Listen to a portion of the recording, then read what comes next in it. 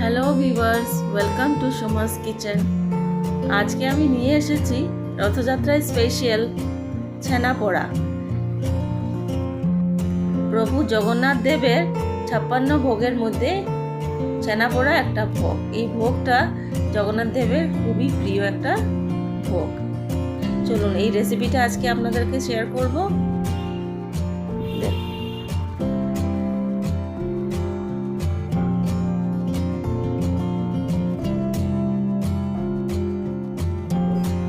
ছানা পোড়া বানানোর জন্য প্রথমে আমাকে ছানা বানাতে হবে।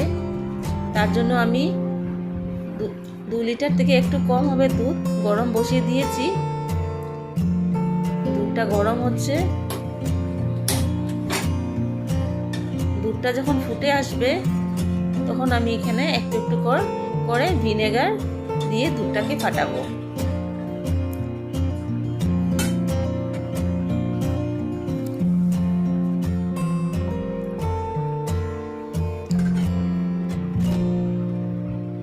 প্রথম 2 চামচ করে ভিনেগারটা দেব,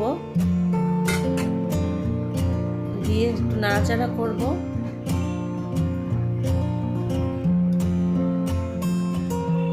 দুধটা আস্তে আস্তে ফাটা শুরু হয়েছে, এখনো ঠিক মতন ফাটছে না, আমার আরো ভিনেগার তার মধ্যে দিতে হবে। এই আরো 2 চামচ দিয়ে দিলাম, দিয়ে আবারও নাড়াচাড়া করব।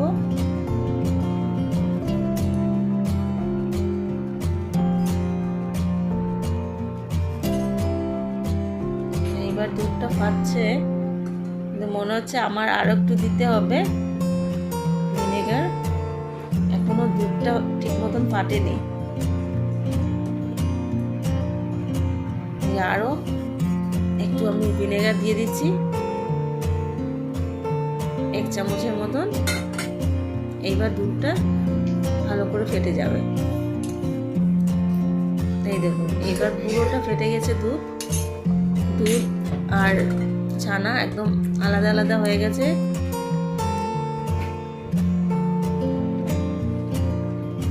একদম জল বেরিয়ে গেছে দুধ থেকে, ছানা আলাদা হয়ে গেছে আর জল আলাদা হয়ে গেছে। এবার আমি গ্যাসটাকে অফ করে দেব আর ছানাটাকে একটু সময় ঠান্ডা হওয়ার পর এটাকে আমি ছেঁকে নেব। এই যে একটা কাপড় নিয়ে নিয়েছি, সুতির কাপড়, তার উপরে আমি ছানাগুলো দিয়ে ছাড়বো।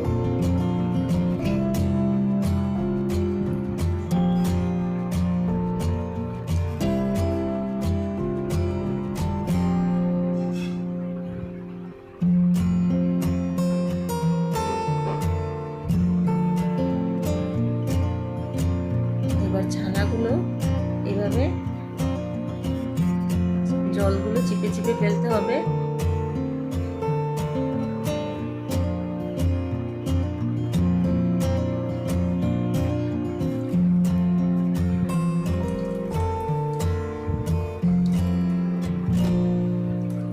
খুব বেশি জল এটা চিপতে হবে না, কারণ একটু ভিজা ভিজা থাকলে ভালো হবে।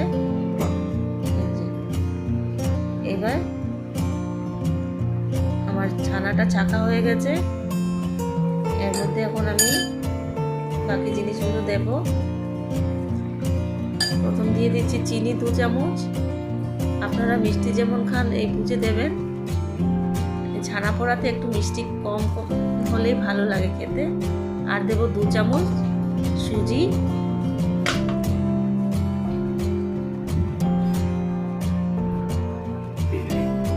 আর দেব এলাচের গুঁড়ো 1 চামচ। আচ্ছা, এখানে আমি একটা কথা বলছি আপনাদেরকে, আমি এখানে ঘি দিতে ভুলে গেছি। আপনারা চাইলে ঘিও দিতে পারেন এর মধ্যে। ঘি আর 1/2 চামচের মতন বেকিং সোডা দিয়ে এটাকে ভালো করে মাখবেন। এই যে একটু একটু ছানার জল দিয়ে এটাকে আমি মাখবো ভালো করে। এখানে আমি 2 চামচের মতন জল দিলাম, দিয়ে মাখছি। যদি দরকার পড়ে আবারও দেব জল।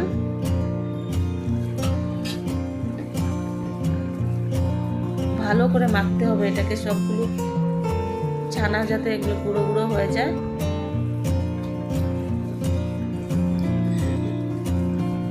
এখন আবার আরও 1 চামচের মতন জল লাগবে।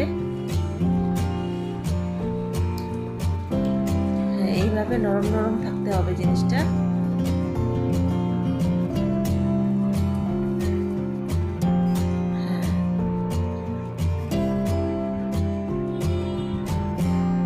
এইভাবে আমি জল দিয়ে দিয়ে একটু একটু জল দিয়ে দিয়ে আমার ছানাটাকে মাখতে হবে। মাখা হয়ে গেলে আবার একটা কাপড় দিয়ে ঢাকা দিয়ে 10 মিনিটের মতো রেখে দিতে হবে, কারণ এটার মধ্যে সুজি আছে, সুজিটা ফুলতে একটু সময় লাগে, তাই 10 মিনিটের মতো ঢাকা দিয়ে রাখবো। আমার 10 মিনিট হয়ে গেছে। এবার ছানাটাকে বের করে আবার আমি মাখছি একটু সময়। মেখে এবার একটা ছোট বাটির মধ্যে, অ্যালুমিনিয়াম বাটির মধ্যে একটু ঘি দিয়ে, বাটির চারপাশ দিয়ে ঘিটাকে মেখে নেব।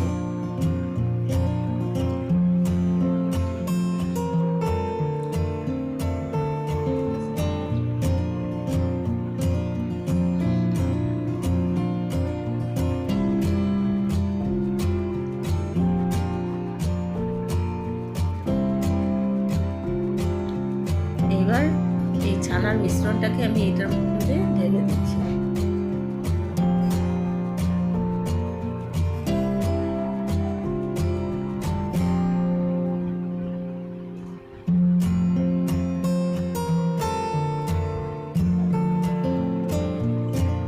দিয়ে এবার স্প্যাচুলার সাহায্যে এটাকে আমি ভালো করে বাটির মধ্যে বসিয়ে দেব, সমান করে বসিয়ে দেব।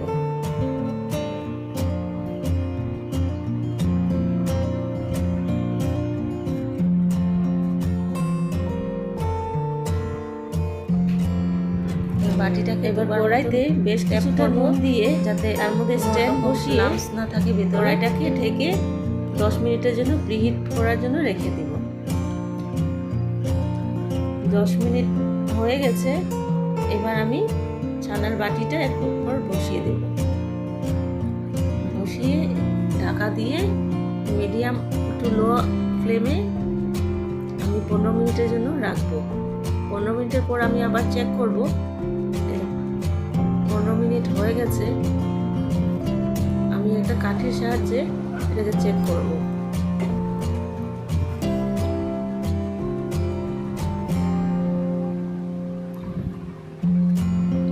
কাঠির গায়ে এখনো লাগছে, মানে এখনো হয়নি, আমি আরো 15 মিনিটের মতন এটাকে রাখতে হবে।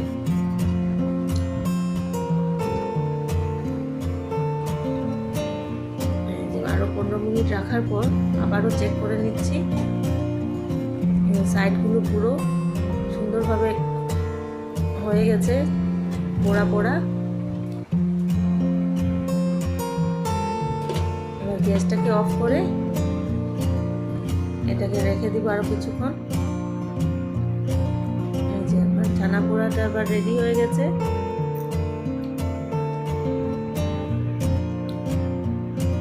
এবার এটাকে আমি একটা ছুরির সাহায্যে এটা সাইডগুলোকে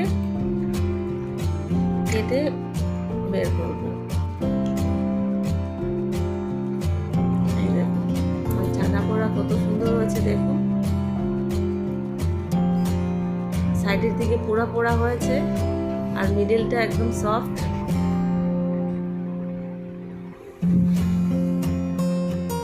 এবার আপনাদেরকে কেটে দেখাচ্ছি।